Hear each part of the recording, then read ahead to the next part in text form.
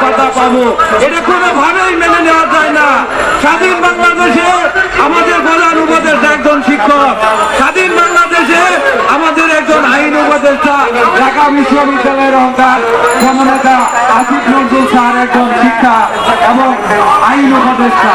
এদের মতো উপদেষ্টা থাকতে, এদের মতো শিক্ষক, সাবেক শিক্ষক উপদেষ্টা থাকতে আমরা কেন বেসরকারি প্রতিষ্ঠানে এই প্রতিষ্ঠানের কথা পাবো?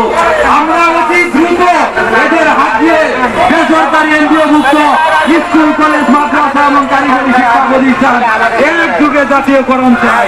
সম্মানিত সুধী, আমাদের ছাত্রছাত্রীরা আমাদের জিজ্ঞাসা করে যে স্যার সামনে তো পবিত্র ঈদুল ফিতর, তো আপনারা কিন্তু শার্ট প্যান্ট এবং জামা কাপড় কিনেন নাই। আমরা আমাদের ছাত্রদের কি বলবো? আমাদের মাত্র এই ৩,১০০ টাকা আপনার উৎসব ভাতা দেওয়া হয়। আপনারাই বলেন এই ৩,১০০ টাকা উৎসব ভাতা দিয়ে এই স্বাধীন বাংলাদেশে কি চলা যায়? ৩,১০০ টাকা দিয়ে কিন্তু কুরবানি করা যায় না? পারছি আমাদের মাইকে সন্তুষ্ট করতে, না পারছি আমাদের বাবা মাকে সন্তুষ্ট করতে, না পারছি নিজের সন্তুষ্ট হতে, না পারছি শিক্ষক শিক্ষার্থীদের কারো কথা মানতে। সমাজে আমরা এতটাই নিগ্রহ হয়ে গেছি, এখন কোন অনুষ্ঠানে কেউ দাওয়াত দিলে আমাদের মুখ ফুকিয়ে চলতে হয়। আমরা এতটা নিগ্রহ হয়েছি যে এখন ছাত্র করে যখন পড়াতে যাই আমাদের শার্টটাকে সেরা, ছাত্রদের যখন পড়াতে যাই আমরা জুতা কিনতে পারি না, আমাদের জুতা ক্ষয় যায়, আমরা খালি জুতা মারাই ছাত্রদের শিক্ষা প্রতিষ্ঠানে যেতে হয়। সম্মানিত সুধী, আমরা ভেবেছিলাম যে ২৪ পরবর্তী একটি স্বাধীন বাংলাদেশ পেয়েছি। এই স্বাধীন বাংলাদেশে কোনো প্রকার বৈষম্য থাকবে না। একটি সুখী সমৃদ্ধময় বাংলাদেশ গড়তে হলে অবশ্যই বেসরকারি মুক্ত শিক্ষা ব্যবস্থা জাতীয়করণ করতে হবে। জাতীয়করণ ছাড়া একটি দেশ কখনো উন্নত হতে পারে না। আর এই জাতীয়করণ হলে শুধু শিক্ষক কর্মকর্তা বা কর্মচারীরা লাভবান হবে না, লাভবান হবে এদেশে ৩ কোটি ছাত্রছাত্রী, লাভবান হবে এদেশে ৩ কোটি ছাত্রছাত্রীদের অভিভাবক বিন্দু, লাভবান হবে এদেশ, লাভবান হবে এদেশের শিক্ষা ব্যবস্থা। একজন শিক্ষক যখন অনার দলে থাকে তখন তার পাঠদানের প্রতি খেয়াল থাকে না, তার সংসার যদি না চলে সে কিভাবে একটি সুখী সমৃদ্ধ দেশ চলবে?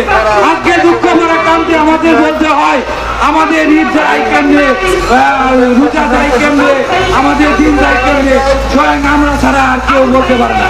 আমরা বলতে চাই আমাদের অভিভাবক যারা রয়েছেন, মাননীয় শিক্ষা উপদেষ্টা, মাননীয় আইন উপদেষ্টা, মাননীয় স্বরাষ্ট্র উপদেষ্টা, মাননীয় প্রধান উপদেষ্টা, আপনারা কোথায়? আমরা ১২ তারিখ থেকে তারা ৫ দিনের মতো কর্মসূচি পালন করছি। আপনাদের কোন প্রতিনিধি কি আমাদের দেখার আসার কোন দরকার ছিল না? এর জন্য কি আবু সাঈদ দেশ স্বাধীন করেছে? এর জন্য কি আবু সাঈদ দেশ স্বাধীন করেছে? এর জন্য কি এদের বৈষম্যহীন হয়েছে? এদেশে আমরা কিভাবে বেশি, আমরা কিভাবে চলতেছি, এটা কি আপনাদের দেখার বিষয় নয়? এদেশে শিক্ষা ব্যবস্থা যদি ৯৭% আমরা পরিচালিত করি তাহলে আপনারা কেন আমাদের এই ভাষা বলা সরকারি নিয়মে দিবেন না? কেন উৎসব ভাতা সরকারি নিয়মে দিবেন না? কেন আমাদের অনুসর ভাতা সরকারি নিয়মে দিবেন না? আমাদের নামের আগে অনেকে আমাদের টিকারি করে, অনেকে আমাদের উপহাস করে,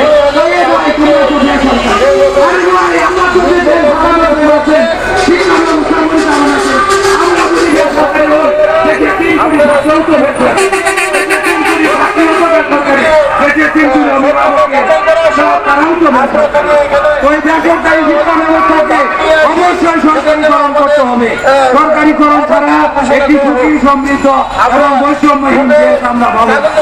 সম্মানিত সুধী, আপনারা জানেন যে ১২ তারিখ থেকে যখন আমরা কর্মসূচি শুরু করেছি, তারপরে আমরা এনএসআই এর সাথে দেখা করেছিলাম, আমরা শিক্ষা মন্ত্রণালয়ে দেখা করেছিলাম, আমরা প্রধান উপদেষ্টার অবৈধ মানছিলাম।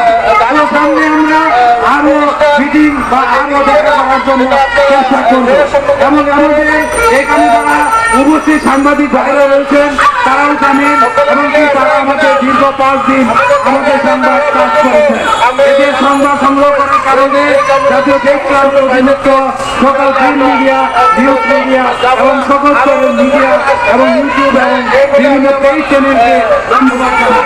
আমরা আরো ধন্যবাদ জানাই জাতীয় প্রেস ক্লাবের দায়িত্বে যে সকল গোয়েন্দা কর্মকর্তা